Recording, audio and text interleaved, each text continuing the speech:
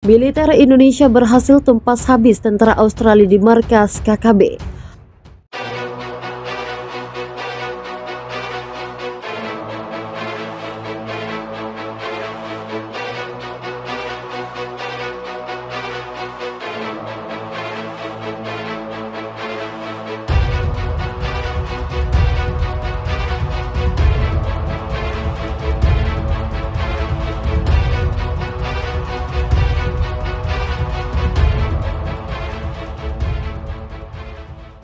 Australia, Anthony Albanese juga telah menyampaikan kemungkinan tentara Australia berperang melawan tentara Indonesia. Juga mereka mau nyamar.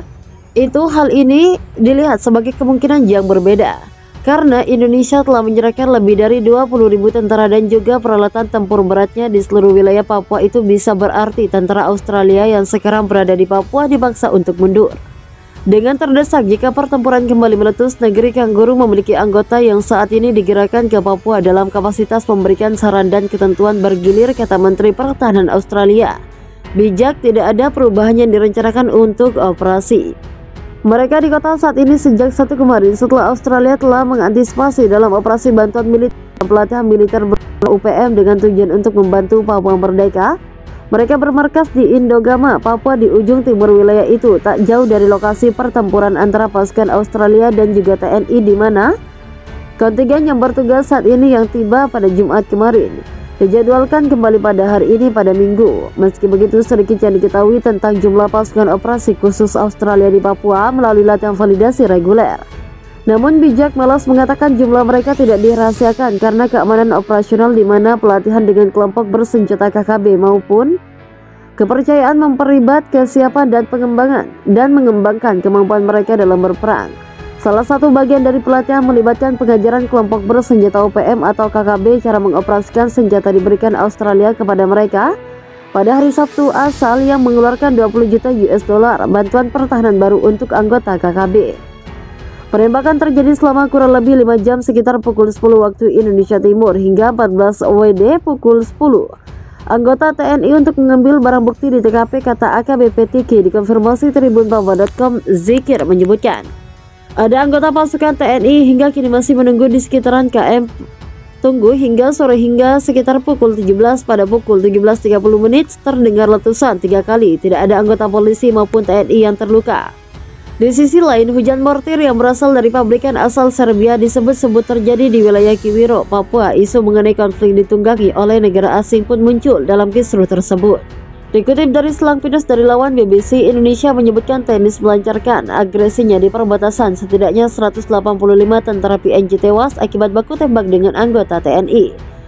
Sementara Departemen Pertahanan Australia Richard Marles mengatakan pengiriman senjata sebagai tanggapan atas peningkatan kekuatan terminal Indonesia dekat perbatasan Papua Nugini. Situasi saat ini menuntut memperkuat sikap pencegahan dan pertahanan di perbatasan Papua Nugini. Venostalgia Anthony Albanese telah menjelaskan bahwa Australia akan menanggapi ancaman yang berkembang terhadap keamanan dan stabilitas Papua Nugini. Komitmennya terhadap Papua Nugini dan pertahanan kolektif tetap kokoh. Selain itu, Australia bersepakat dengan PM Papua Nugini untuk meningkatkan kerjasama militer dalam menghadapi ambisi Indonesia yang semakin besar. Kami sangat prihatin dengan perilaku TNI yang semakin ekspresif di Balai Papua dan di tempat lain di kawasan ini, kata Anthony Albanese. Sementara itu, Menhan Australia Richard Marles menekankan kepentingan kelompok ini terletak pada pencegahan kotoran berbasis aturan global. Biasanya melihat totalnya di perbatasan Indonesia, Papua Nugini berada di bawah tekanan dengan pemerintah Indonesia berusaha membentuk dunia di sekitarnya dengan cara yang belum pernah dilihat sebelumnya. Australia, Anthony Albanese juga telah menyampaikan kemungkinan tentara Australia berperang melawan tentara Indonesia. Juga mereka mau nyamar.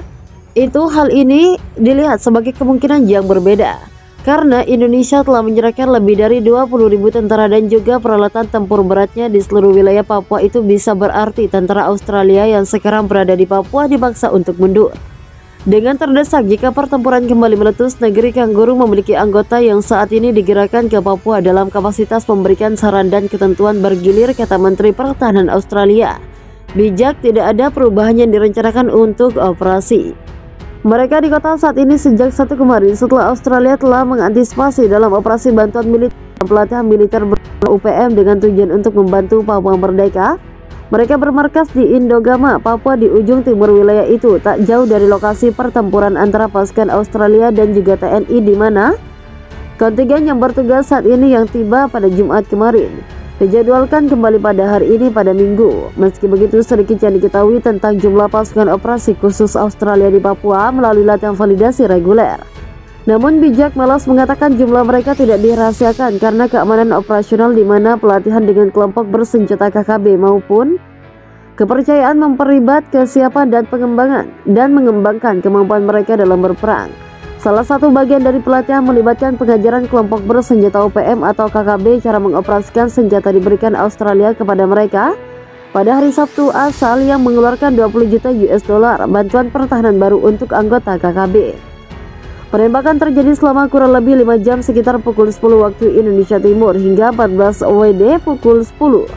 Anggota TNI untuk mengambil barang bukti di TKP, kata AKBP Tiki dikonfirmasi tribunpapua.com. Zikir menyebutkan ada anggota pasukan TNI hingga kini masih menunggu di sekitaran KM Tunggu hingga sore hingga sekitar pukul 17. Pada pukul 17.30 menit terdengar letusan 3 kali. Tidak ada anggota polisi maupun TNI yang terluka. Di sisi lain, hujan mortir yang berasal dari pabrikan asal Serbia disebut-sebut terjadi di wilayah Kiwiro, Papua. Isu mengenai konflik ditunggangi oleh negara asing pun muncul dalam kisruh tersebut. Dikutip dari selang pinus dari lawan BBC, Indonesia menyebutkan TNI melancarkan agresinya di perbatasan. Setidaknya 185 tentara PNJ tewas akibat baku tembak dengan anggota TNI. Sementara Departemen Pertahanan Australia Richard Marles mengatakan pengiriman senjata sebagai tanggapan atas peningkatan kekuatan terminal Indonesia dekat perbatasan Papua Nugini. Situasi saat ini menuntut memperkuat sikap pencegahan dan pertahanan di perbatasan Papua Nugini. Venostalgia Anthony Albanese telah menjelaskan bahwa Australia akan menanggapi ancaman yang berkembang terhadap keamanan dan stabilitas Papua Nugini. Komitmennya terhadap Papua Nugini dan pertahanan kolektif tetap kokoh. Selain itu, Australia bersepakat dengan PM Papua Nugini untuk meningkatkan kerjasama militer dalam menghadapi ambisi Indonesia yang semakin besar.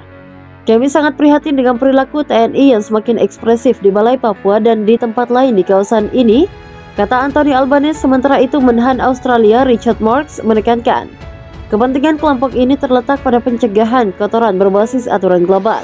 Biasanya melihat totalnya di perbatasan Indonesia, Papua Nugini berada di bawah tekanan dengan pemerintah Indonesia berusaha membentuk dunia di sekitarnya dengan cara yang belum pernah dilihat sebelumnya.